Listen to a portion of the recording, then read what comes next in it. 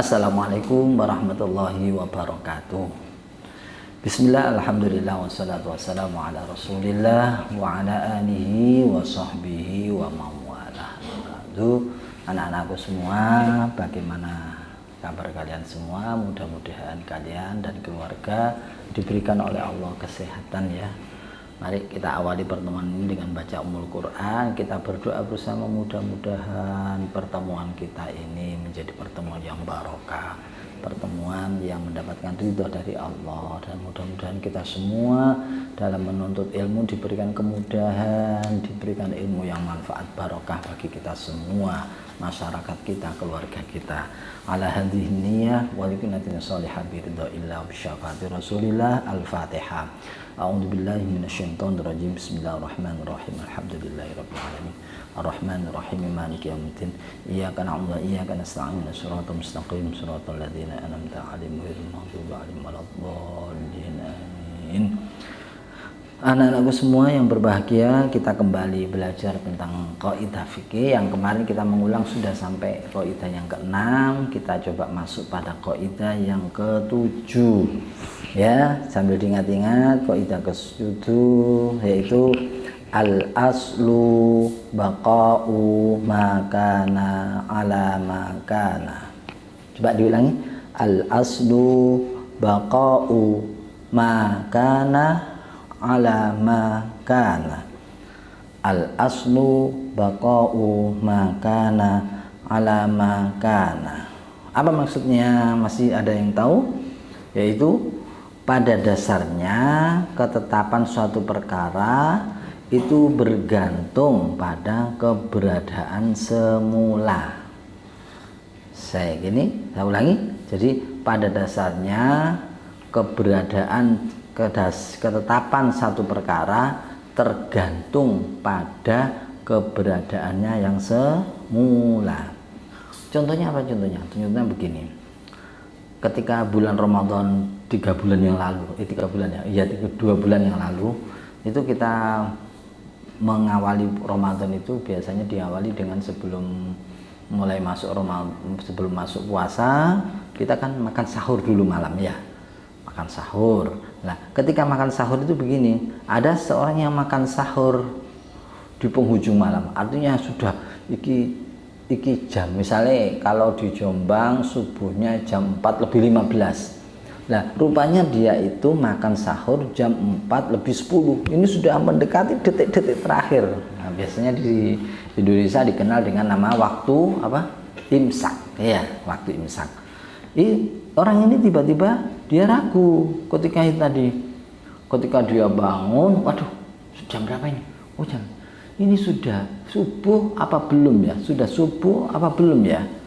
Nah, ini kalau misalnya dia ragu itu seperti itu, dia kan ragu. Wah, jam 4:10. Kita kan tahu bahwa waktu subuh itu kadang-kadang maju mundur. Kebetulan kalau hari ini subuhnya jam 4:16. Kadang-kadang bahkan ada di bulan November itu subuhnya jam 4:40. Jam 3:41. Bayangkan. Jam 4:20 sudah subuh. Kan cukup kan? Nah, tiba-tiba ada orang bangun tidur, kemudian dia makan sahur, dia yakin, oh ini sudah subuh belum? Nah, menurut kaidah ini al-aslu baqa'u makana ala makana. Jadi udah, oh belum subuh kok, biasanya subuhnya jam 4:04. Nah, ini masih ada waktu 5 menit.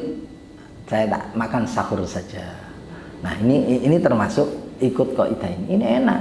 Makanya bagi orang yang alim, orang yang ngerti itu ya, mudah-mudahan kita diberikan oleh ilmu Allah ya, ilmu sehingga kita menjadi orang yang faqih, alim ya, fahimin, alimin, faqih ya gitu. Jadi kita bisa memahami enak dalam kehidupan ini, tidak ragu-ragu ya. Jadi seperti itu. Wah, yakin, udah makan sahur aja. Kemudian kaidah yang ke-8 kita ingat-ingat ya. Apa kaidah ke-8? Al-aslu bara'atu zimmati. Al-aslu bara'atu zimmati. Hukum asal sesuatu adalah tidak adanya tanggungan. Hukum asal sesuatu itu adalah bara'atud dhimmah, tidak punya tanggungan. Jadi hukum nggak ada orang lahir, ya orang lahir tiba-tiba dia sudah punya tanggungan, tidak ada. Orang lahir dia punya tanggungan hutang, maka tidak ada seperti itu. Nah, misalnya ada orang yang didakwa melakukan satu perbuatan, kamu duluan, kemudian dia bersumpah, wallahi saya tidak melakukan itu. Nah, kalau dia sudah mengakui itu tidak dilakukan, kemudian misalnya dituduh mencuri, kemudian dia sudah berani sumpah, wallahi saya tidak mencuri, wallahi saya tidak mengambil, saya tidak begini pokoknya. Dia sudah berani sumpah, maka urusan apakah dia memang betul-betul mencuri atau tidak, maka kita serahkan kepada Allah. Karena apa? Karena dia sudah pada dasarnya sudah memasrahkan diri kepada Allah. Maka kita tidak boleh, wah dia sudah bersumpah tiba-tiba. Nah, seperti itu. Maka ini yang kita ambil al-aslu bara'atud dhim. Jadi dasarnya ya tadi. Hukum asal orang ini tidak punya tanggungan. Loh, bagaimana Pak ternyata? Nah, di kemudian hari kok ternyata dia itu bohong, yang tadi sumpahnya itu udah urusan dengan Allah secara zahir. Di pengadilan juga begitu. Kalau ada orang sudah berani bersumpah, biasanya orang sumpah diambilkan Al-Qur'an ini. Ya, makanya bismillahirrahmanirrahim. Wallahi, apalagi seperti itu. Kita bersumpah. Makanya di Madrasatul Quran ini kalian sudah mungkin mengalami kemarin, yang sudah pernah ikut sudah hafid, itu dibaiat wallahi billahi, itu sama saja, billahi bayatu ala taqwallah, billahi bayatu ala hifdzi kitabillah, billahi bayatu ala sam'i wa ta'ah. Itu luar biasa itu di Madrasatul Quran. Karena apa? Secara tidak langsung kita sudah ambil sumpah di hadapan mata yang menyaksikan, ada ribuan mata yang menyaksikan kita ketika itu. Kita ini di hadapan Allah, ya Allah saya akan berusaha menjaga Al-Quran yang sudah saya hafal. Ya Allah saya akan bertakwa kepada Allah. Saya akan selalu mendengarkan dan taat perintah-perintah Allah. Yang berikut qaidah al-qaidatut tasi'atu. Kaidah yang ke-9. Nah, ada yang tahu? Masih ingat? Kaidah yang ke-9 yaitu al-aslu al-adamu. Al-aslu al-adamu. Contohnya yaitu hukum asal. Jadi hukum asal itu apa? Hukum asal itu adalah hukum yang pertama kali jadi pijakan. Hukum asal adalah ketiadaan. Hukum asal itu tidak ada. Kita itu tidak punya tanggungan. Hampir sama dengan kaidah yang tadi. Nah, contohnya apa? Misalnya begini. Ada orang, misalnya begini. Ada orang yang melakukan kerjasama. Misalnya, contoh, Pak Humaydi mengadakan kerjasama bagi hasil. Biasanya ada istilah mudharabah, bagi hasil. Saya yang punya lahan ini sampai sing ngerjakan, misalnya begitu ya, mudharabah. Nah, dalam kerjasama ini Pak Humaydi bertindak sebagai pengelola, dia sebagai amil, dia sebagai pekerjanya. Sementara temannya tadi, bosnya namanya misalnya Pak Fahmi misalnya ya. Nah, Pak Fahmi ini bosnya. Kemudian usaha ini dikerjakan bersama-sama, tetapi tidak mendapatkan untung. Pak Fahmi memberikan modal, saya berikan modal 20 juta.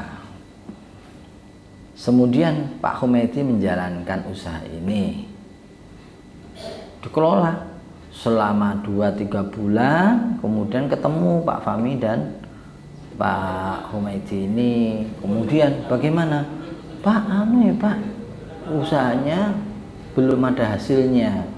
Lah, maka di sini Pak Humaidi sudah menyampaikan bahwa belum ada. Pak Fahmi ngotot, enggak mungkin 20 juta 2 sampai 3 bulan kok enggak ada hasilnya apa-apa, ngotot. Nah, akhirnya terjadi sengketa, pertikaian, dibawa ke pengadilan. Nah, ketika di pengadilan maka seorang hakim harus memakai kaidah ini.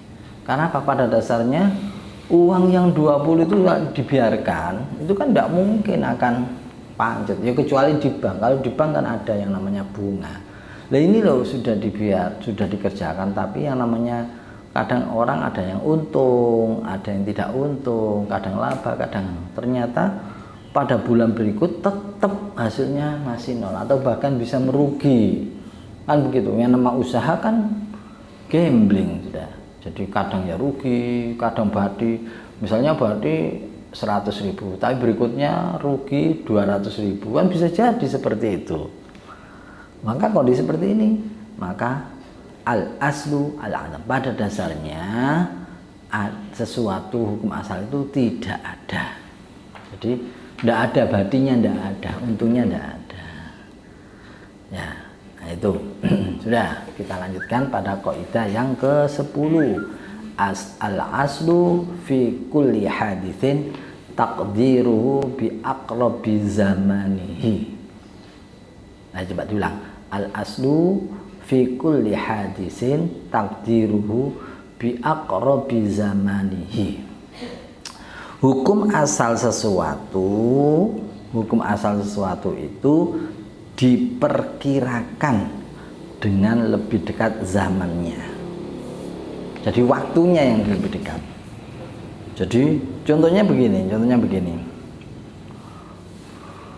Ada orang, misalnya ada orang bersahabat, ada Fatimah dengan Zainab. Ini bersahabat sekali, mulai dari kecil mondok bersama-sama, terus kemudian si Fatimah sudah menikah.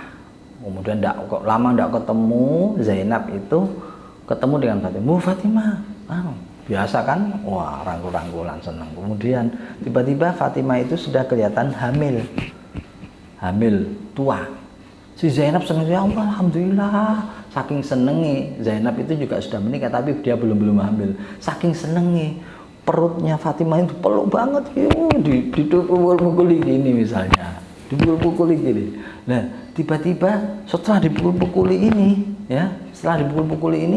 si Fatimah ini tadi langsung kontraksi, melahirkan itu, wah kontraksi, bawa ke rumah sakit, melahirkan. Si Fatimah ini melahirkan bayinya sudah sehat, lahir, kemudian sudah ada sekian 10 hari, tiba-tiba bayi Fatimah ini meninggal. Nah, umur Fatimah protes, Pak, ini gara-gara dulu kemarin ketika saya ketemu dengan Zainab, perut saya dipukul-pukuli sama Zainab, maka anak saya lahir tidak sehat kemudian meninggal.